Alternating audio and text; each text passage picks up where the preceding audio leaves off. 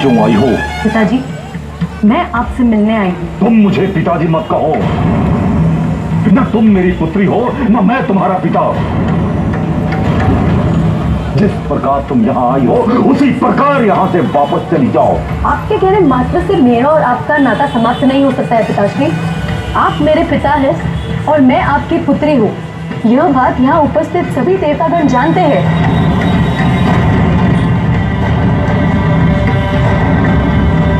तो ठीक है, आज मैं समस्त देवताओं को यह बता देना चाहता हूँ कि जिस दिन तुम्हारा विवाह उस अघोरी के साथ हुआ उसी दिन से तुम न मेरी पुत्री हो न मैं तुम्हारा पिता।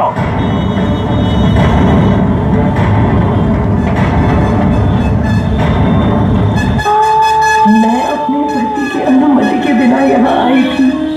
इसी कारण मुझे और मेरे पति को देवताओं से भरी सभा में अपमानित होना पड़ा। इस प्रकार अपमानित होकर मैं अपने पति के पास नहीं जा सकती हूँ और ना ही स्वयं इस अपमान के साथ जी सकती हूँ। प्रभु, प्रभु मुझे क्षमा कर देना। मैं मेरे जीवन का अंत करने जा रही हूँ।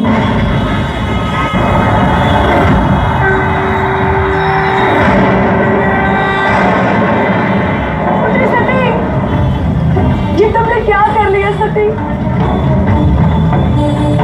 नारायण नारायण। अलग हो गया, अलग हो गया।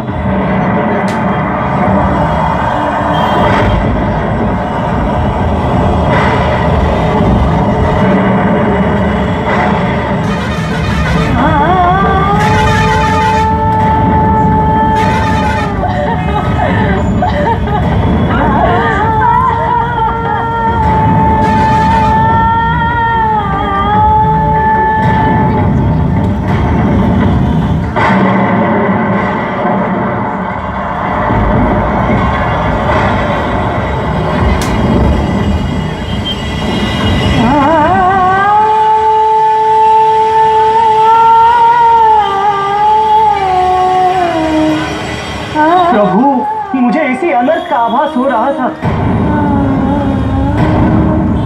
देवी सती की ऐसी अवस्था देखकर महादेव की स्थिति क्या होगी?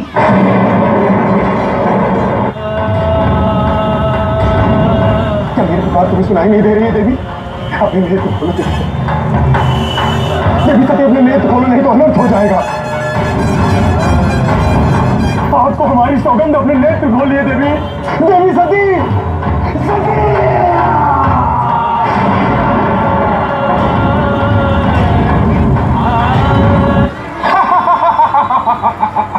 तो तुम हो जिसे देवताओं ने मेरे विनाश के लिए उत्पन्न किया है। हाँ महिषासुर, देख मैं तेरा काल बनकर तेरे समक्ष खड़ी हूँ। तुम और मेरा काल। स्वयं देवता तो मेरा कुछ नहीं बिगाड़ सके और एक स्त्री को भेज दिया है मुझसे युद्ध करने के लिए। तुम तो एक कोमल स्त्री हो, सुंदर हो। उचित यही होगा कि तुम मेरी महारानी बन जाओ, अन्यथा मैं अपनी खड़क से एक ही बार में तुम्हारा शीश तुम्हारी ग्रीवा से पृथक कर दूंगा। अधर्मी महिषासुर, मैं तुम्हें एक अवसर देती हूँ। अधर्म छोड़कर धर्म के मार्ग पर आ जाओ, यही तुम्हारे लिए उचित है। तुम मुझसे अधर्म छोड़ के धर्म के मार्ग से चलने की बात करती हो, वही हम असुरों का धर्म है। मैं असुर राज हूँ, मैं महिषासुर हूँ और मेरा एक ही उद्देश्य है, इस जगत में अत्याचार फैलाना।